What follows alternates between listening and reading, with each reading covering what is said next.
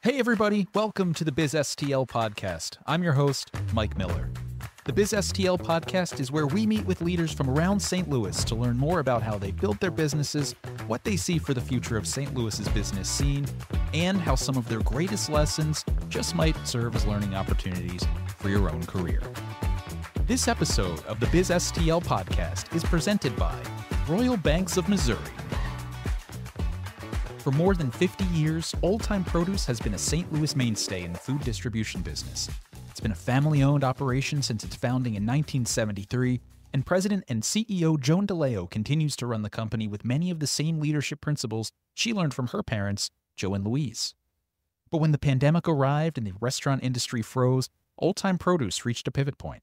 It could no longer rely solely on its distribution model with the food service industry, and it was up to Daleo and her team to come up with creative new ways to diversify revenue streams. The only catch was they had to do it immediately, and they had to innovate on the fly. Over the last few years, Old Time Produce has experienced some really incredible growth, and on today's episode, we'll chat with Joan Daleo about how she oversaw a reimagining of the business in real time, some of the lessons she learned, and what it takes to inherit a family business and lead it into a new era of growth and innovation. All that and more when we return. Hang tight. We'll be right back. For 60 years, Royal Banks of Missouri has been proud to be your local community bank. Royal Bank's treasury management specialists understand the opportunities and challenges facing today's business leaders. Their team provides exceptional service and personalized solutions designed to help set your business up for success. Contact Royal Banks by calling 314-212-1500 or visit royalbanksofmo.com to learn more about their business banking options. Royal Banks of Missouri, member FDIC and equal housing lender. Welcome back. We're joined today by Joan Daleo, President and CEO of Old Time Produce, the largest woman-owned fresh food distributor in the state of Missouri. Joan, it's awesome to have you here. Thanks so much for coming. Oh, we're very excited to be here. Well, there's a lot I want to talk to you about today, but we like to start every episode with a round of rapid-fire questions. Just something to break the ice, get to know you just a little bit better. Sound good? Sounds great. Let's jump right in. Well, Joan, how do you like to start your day? Do you have any sort of routine that you like to jump into to get your day going? I start every day reading in my tub, and it takes 20 minutes to fill it. It's an old cast iron tub. Wow. And I read that time. So it's another time of the day I read. What do you like to read? That in the morning, I read all magazines in case they get wet. So, Bottom Line Health, Bottom Line Personal, Better Homes and Gardens, AD. Oh gosh. Real Simple.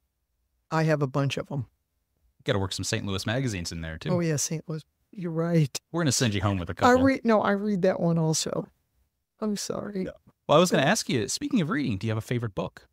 Not so much a favorite book. I mean, one of the reasons that we moved to the house that we moved in, we lived in the city, and we moved to O'Fallon, Missouri 20 years ago. And then we had to redo our house, turn it to old, but we put a library in. So we have thousands of books.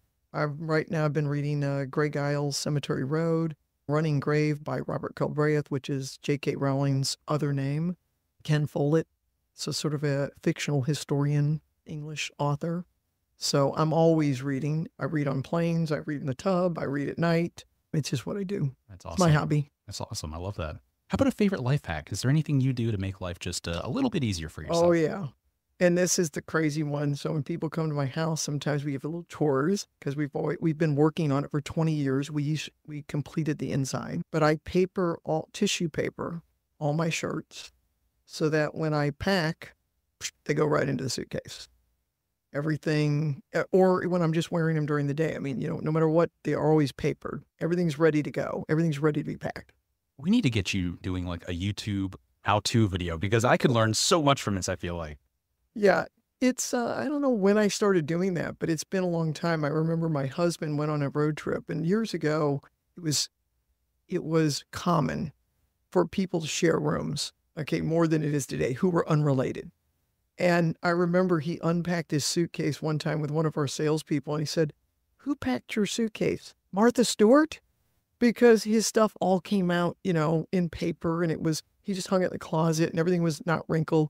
And of course, the other guy's getting out the ironing board. It was back when you wore, shirts that needed to be ironed, and it was crazy. Oh my gosh. There's so much I could learn from you. I'm telling you right now. When I'm packing, I'm just rolling stuff up, throwing it in the bag, and off we go. Paper. Yeah. I have a lot to learn. What's something that folks may not know about you, Joan? Do you have any sort of hidden talent? Or is there maybe a hidden passion? Maybe just something that's not well known? Well, my passion is certainly old houses and sort of decorating, but the gentleman who's been doing our work for 35 years, he works with us both commercially and residentially. We looked for a house for 20 years, an old house in the city. We lived in a flat that he completely redid. It was just beautiful, 1928 flat, and probably restored it to better than it was when it was brand new. Wow. And he wouldn't let us buy any of the old houses that we looked at because he said, hey, if you were a doctor or a lawyer and you weren't selling lettuce, maybe. But he goes, you can't afford it. And so he said, just get a house. And we got a house and we thought we could live in a regular house. And then it turned out we couldn't. And so we spent 20 years, we just completed the inside, turning a 2004 house back to about 1940, 45. Wow. And it is beautiful. It's detailed. Oh, that's amazing. It's as good as my 1920 was. That sounds incredible. And how about a favorite restaurant, Joan? Is there any place that is just sort of a staple for you and your family? Yeah, the staple restaurant for us certainly is Frank Papa's on Brentwood. I mean, we had our engagement party there. We've had big vendor parties there we give a vendor party every 2 years for our vendors because they're so important to our business. But it's the one we go back to, the one we celebrate at. I mean, of course, we have many favorites, but that's the sort of staple for our family. It's always great to have that one place that just feels comfortable, feels homey. You can have a lot of memories there too. That's wonderful. Well, let's jump into the conversation. There's so many things that I think a lot of people could learn from Old Time Produce and your leadership of it. But I want to start by going back several decades. In 1973, your parents, Joe and Louise, started Old Time Produce out of a tiny old former gas station in St. Louis. The company's grown exponentially since then, including your role in it. Can you just sort of walk us through the last 51 years of Old Time Produce? Well, 51 years is a long time. Mm-hmm. It's not, I mean, I think my dad, if he was sitting here, would say the same thing. And I think he started it with the idea of he wanted to do something to earn a living for his family. I mean, that really was it in a nutshell that he actually wanted to do. His parents, his grandparents, had all been in the produce business, but his father died untimely when my dad was in the Marines.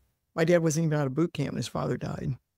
And so my grandmother had to sell the businesses. She was a great businesswoman. I mean, today she would be me probably on steroids, but it was a different time.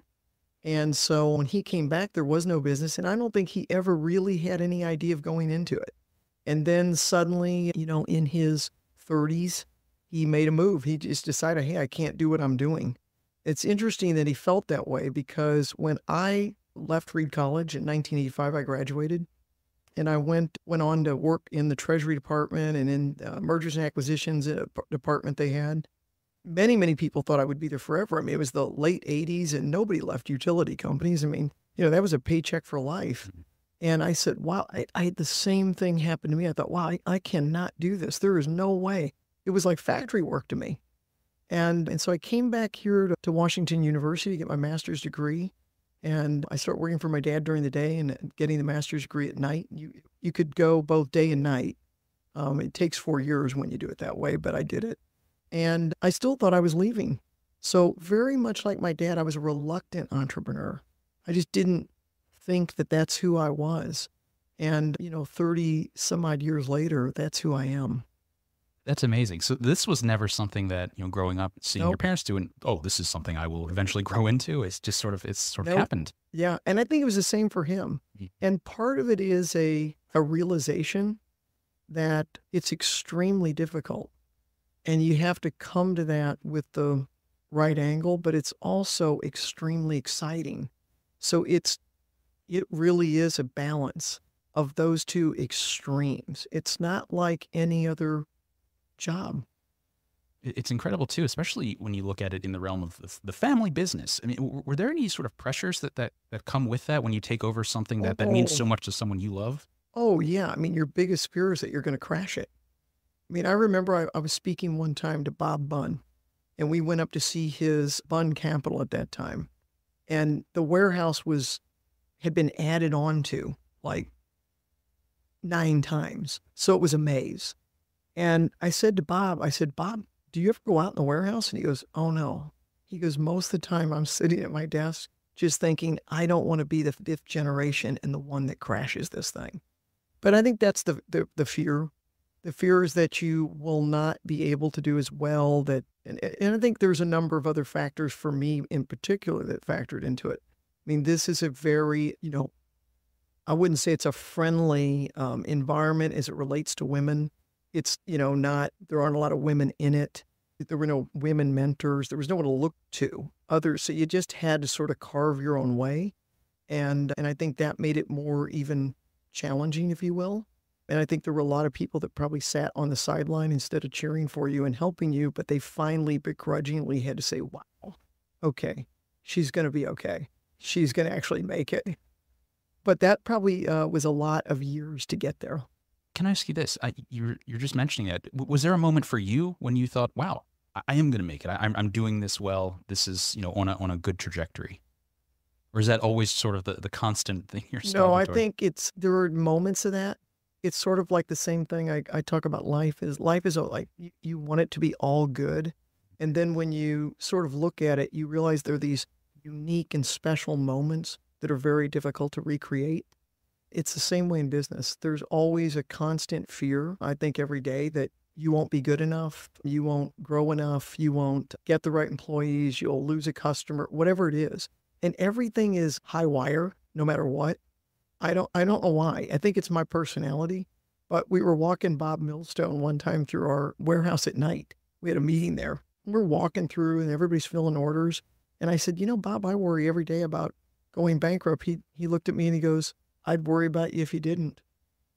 So I think it's those are the kind of people that sometimes make it. It's a very Jerry Jones mentality. He gave an interview to 60 Minutes one time and said he worried every minute about going bankrupt and still does. And I was like, oh my God, but that's how I am. I mean, I worry about it every day because of the lives that you touch. And it's way more than just the employees.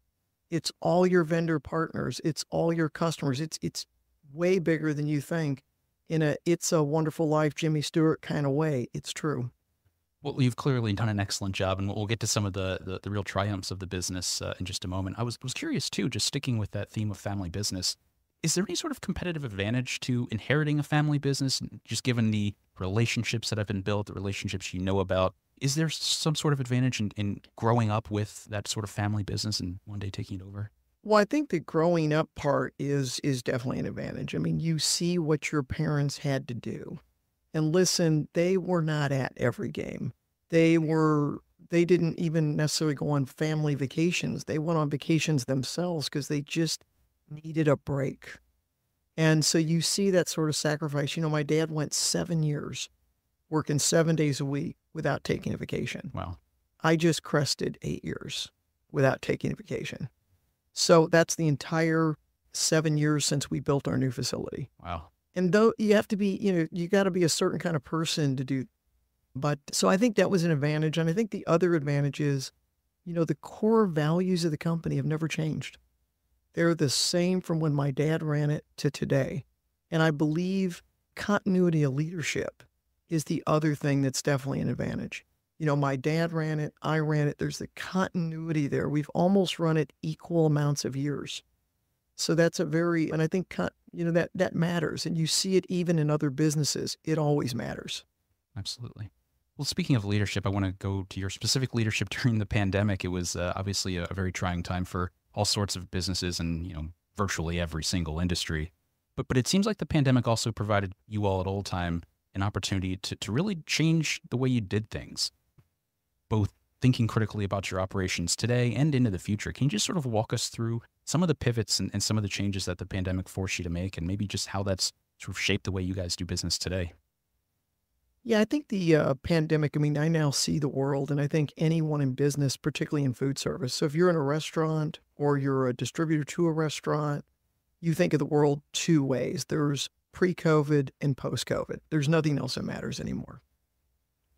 So, all of us in the span of 4 days watched either 100% or like in our case, 80% of our business was gone. And so I liken it to falling down a really slippery bank into the water and then hopping onto various lily pads to get to the other side. And when you get to the other side, that's equally slippery. So you don't go up, you don't just walk up. You walk up, slide back, walk up, slide back. But we did a bunch of different things. We sold to the public.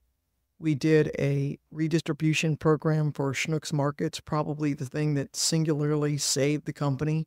And there isn't a day that goes by that we don't run into someone at Schnucks that we don't thank them for that. They thank us as profusely because we helped them at a critical time. We got involved in the USDA Farmers to Family food box redistribution program into food insecure areas, which introduced us to the entire state of Missouri, and a part of the company that we knew about and always contributed to, but we were up close and personal, and it changed the company forever. Even today, I do not talk about, very emotional, as you can see. It was 3, 4 years ago, and I still can't talk about it because we were on the lines putting food into people's cars who stood out, who had their car engines off. It was this time of year. It was 90 some odd plus degrees, and they were waiting hours for these boxes. It was crazy. Absolutely crazy.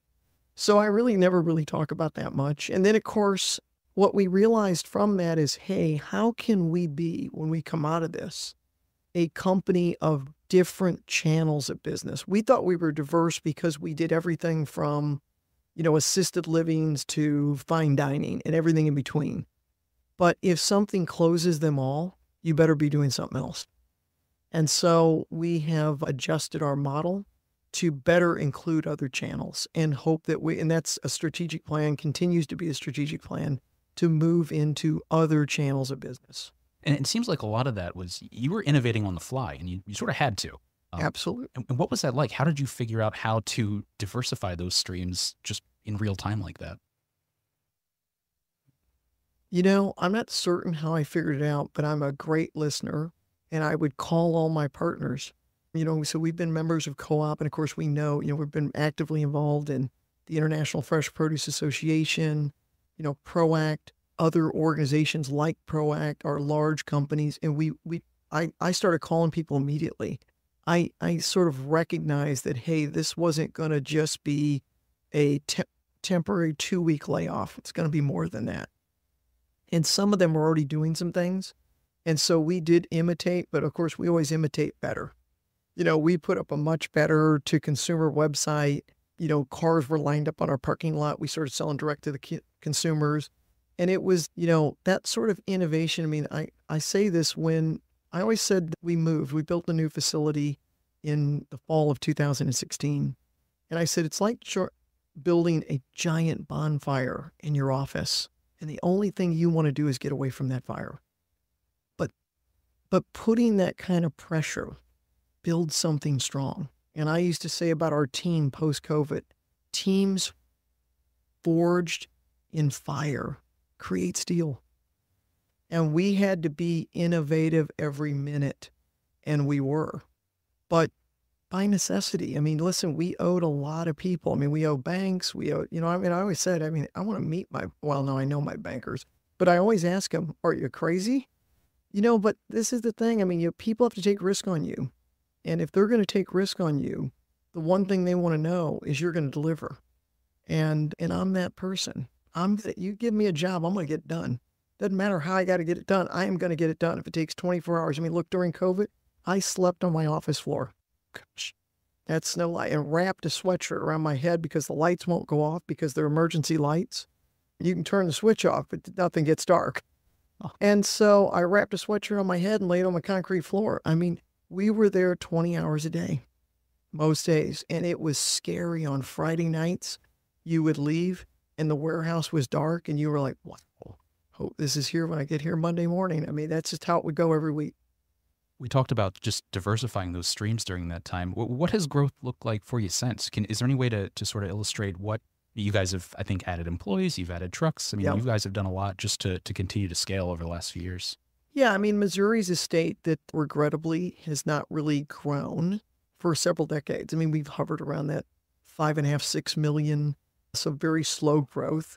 So, growth looks a lot like combat warfare. When you're in a state like that, you've got to literally steal a customer from someone. That's tough because everyone's hanging on to their customers tight. But COVID did shake some things out. People made different decisions. Some companies dismissed all their salespeople, as an example. We hung on to all of our people. We asked for pay cuts from everyone. We got them. When we got PPP money, we also restored all the wages anyone had lost, and we bought out all their PTO time. So we always did the right thing, and I think great loyalty amongst our staff. We've added to our staff. We've increased our territory. We've added trucks, and we've added channels of business. I mean, even to this day, we continue to work in the nonprofit space. We always look for retail opportunities, which is a channel that's tougher in this market. It's more divided up. There's certain companies that do food service. There's other companies that do retail. I'm a firm believer that there will be someone that crosses, that gets into both areas and will do well. It's done across the country. As you look back at these last 3, 4 years, is there maybe one overarching lesson you think this company has learned and really taken to heart to get to that growth we just discussed? I always go back to community. St. Louis it's a big little small town, and we've always been a very firm believer in partnerships. I don't use that term loosely. We believe our vendor partners. I mean, that's why we celebrate them every 2 years. We believe in our employees, our partners in our company. We have a mindset of a legacy company, and we believe our customers are partners. We need them to do well. We need to support their success. I think all of that knitted together in a way that made us survive when other companies did not. And so it changed the company forever. It will continue to change it and shape it. And I think that was the most important thing. Yeah. It's like you're reading my mind. My last question for you was going to be about just how the company has benefited from being in St. Louis, if there was anything about being in St. Louis that has really helped you guys grow over the years. And it feels like, in a lot of ways, that community you just mentioned has really been a big part of your success, knowing the people, knowing the relationships, and caring about those people and relationships and making sure they endure. Yeah, absolutely. I mean, I just have a mindset in my own company. I mean, I feel like an employee of my own company. And we've always treated ourselves like employees of our own company. So everyone is sort of oddly equal. And I think it's a different mindset about leadership. I believe leadership is mostly about mentoring. It's mostly about servant leader. And I know, again, we use a lot of these terms, as jargon almost or slogans. They're not for us. They're true core values. My American dream and my family's American dream was achieved in our company, but not without the 80 people we took along the way and the hundreds of vendors and customers and thousands. So, my goal is to get this company, and I think more companies will begin to feel this way. I hope they do. To the next generation, there will not be any family members in the next ownership generation, but hopefully it'll be our employees. It'll become their American dreams. If we did that, we wouldn't have near the problems that we have in America today. Yeah. We're going to have to find a way to begin to close that increasing gap between, 1 or 2% of the population and everybody else. In my mind, it's not, it's opportunities more than anything else. And one thing I should tell you, I mean, hey, listen, my mom and dad started this company with $3,000. Wow. Okay, today, if you wanted to start a distribution company, give or take 35 to 50 million. It shows you how unattainable it is today for the average person. You couldn't be my dad. I couldn't be my dad. And so we have to find ways to, hey, how do we fix that? And that's because of, regulation, cost of money, requirement of a new facility. How do you lease 24 or 5 trucks when you don't have credit history? That kind of thing. I mean, it's why they're being bought today instead of, green acred up. And how do you get the people that know the industry? very, very difficult. Many, many hurdles that weren't there, 51 years ago. Well, Old Time Produce has clearly been a St. Louis success story, the way you guys have grown and evolved over the years, and you've obviously played a huge role in that, and just seeing your impact across the community over the last 3-4 years especially. It's been really cool to see, I think, for all of St. Louis. And Joan, it's been a real pleasure talking to you today. Well, thank you very much, and we enjoyed it too. Thanks so much. Thanks again to Joan Daleo for joining us today. As I mentioned, Old Time Produce really does feel like a local success story, from its deeply St. Louis origins to its relationships across the region and its success in this new era of the company. It's a great example of a St. Louis organization that has stayed true to its core mission while also finding ways to grow and evolve. It's really cool stuff. That'll do it for this episode of the BizSTL podcast. Please don't forget to hit that subscribe button and share this episode with your friends, family, and colleagues. Stay connected with us by subscribing to our BizSTL leadership newsletter at stlmag.com/newsletters and follow along on Instagram at St. Louis Mag.